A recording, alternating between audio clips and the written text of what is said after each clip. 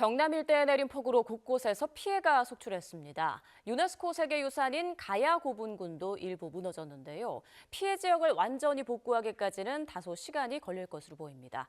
현장 취재기자 연결하겠습니다. 이명준 기자.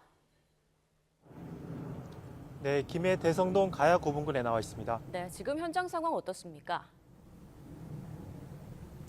네, 보시는 것처럼 하늘은 맑겠지만 경남 지역엔 폭우의 흔적이 여전히 남아 있습니다. 제 뒤로 보시는 것처럼 일부가 무너진 대성동 고분군이 보이실 텐데요. 고분군을 덮고 있던 대형 천막은 현장 조사를 위해 치워졌습니다. 붕괴된 고분군 일부는 보행로까지 내려와 있습니다. 고분군은 지난 토요일인 21일에 가로 12m, 세로 8m 땅이 칼로 잘라내듯 무너졌습니다. 지난 금요일과 주말 사이에 경남 창원에 530mm, 김해 427.8mm의 비가 내렸습니다. 경남 곳곳에서 피해가 잇따랐는데요. 창원시 산호동 빌라에서 옹벽 일부가 무너졌고 인명 구조도 20건가량 발생했습니다. 금요일과 주말 사이 800건에 가까운 비 피해 신고가 접수되기도 했는데요. 경상남도는 지금까지 인명피해는 없는 것으로 파악했습니다.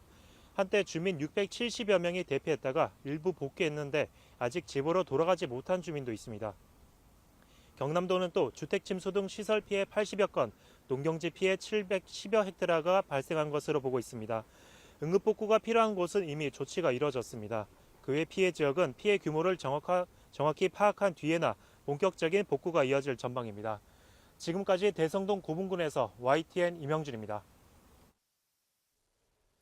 지난주 충남 논산에도 250mm 넘는 많은 비가 내리면서 하우스가 침수되는 등 농작물 피해가 확인되고 있습니다.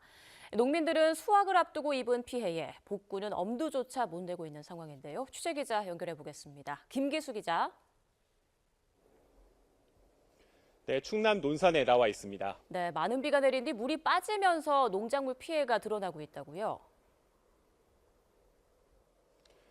네, 제가 있는 이곳 하우스 농가에는 침수 흔적들이 그대로 남아있고 피해가 하나씩 드러나고 있습니다. 하우스 안쪽에 있는 흙도 다 마르지 않으면서 제가 발걸음을 이렇게 옮기는 것조차 쉽지 않은 상황입니다. 옆에 있는 상추들은 흙을 뒤집어 쓴 채 그대로 생기를 잃어가고 있는 모습인데요. 수확을 앞두고 피해를 입은 농민들은 답답한 심정입니다. 직접 들어보시죠. 장시간 동안 많이 와서 이게 전부 다 침수가 됐습니다. 침수가 돼서 이제 뿌리가 죽고 있는 상황에서 이렇게 이제 시들어 가고 있는 상황이고요.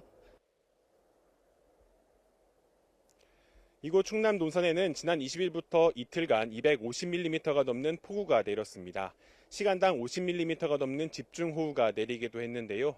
많은 비가 쏟아진 논산 지역에서 물이 빠지기 시작하면서 농작물 피해가 하나둘 확인되고 있는 겁니다. 농민들은 이곳 하우스 일대가 전부 침수 피해를 입었다고 말하는데요. 하우스가 물에 잠기면 농작물들이 뿌리부터 썩어가는데 이 침수 피해를 입은 오이 농가에선 오이 하나라도 살리고 싶은 심정으로 조기에 수확하는 농민들의 모습도 볼 수 있었습니다.